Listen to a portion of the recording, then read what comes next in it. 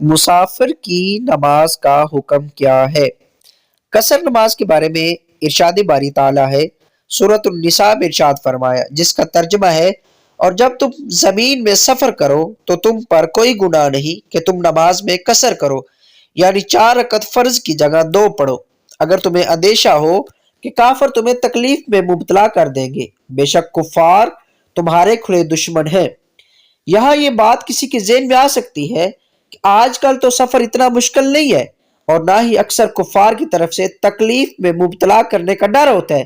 پھر نماز قصر کیوں کی جاتی ہے؟ اس کا جواب درج ذیل حدیث مبارکہ میں ہے۔ حضرت یعلا بن امیہ رضی اللہ تعالیٰ عنہ کہتے ہیں کہ میں نے حضرت عمر فاروق رضی اللہ تعالیٰ عنہ سے دریافت کیا کہ اللہ تعالیٰ تو فرماتا ہے، اور جب تم زمین میں سفر کرو تو تم پر کوئی گناہ نہیں کہ تم نماز میں قصر کرو، یعنی 4 رکعت فرض کی جگہ 2 پڑھو، اگر تمہیں اندیشہ ہے کہ کافر تمہیں تکلیف میں مبتلا کریں گے۔ آپ فرماتے ہیں کہ میرے دل میں آیا کہ اب تو کفار تنگ نہیں کرتے اور سفر بھی مشکل نہیں ہے، تو حضرت عمر فاروق رضی اللہ تعالیٰ عنہ نے فرمایا، مجھے بھی اس بات پر تعجب ہوا تھا، میں نے حضور نبی کریم صلی اللہ علیہ وسلم سے پوچھا تو آپ صلی اللہ علیہ وسلم نے فرمایا، اللہ تعالیٰ نے سفر میں تخفیف نماز کا صدقہ کیا ہے، لہٰذا اللہ تعالیٰ کے صدقے کو قبول کرو۔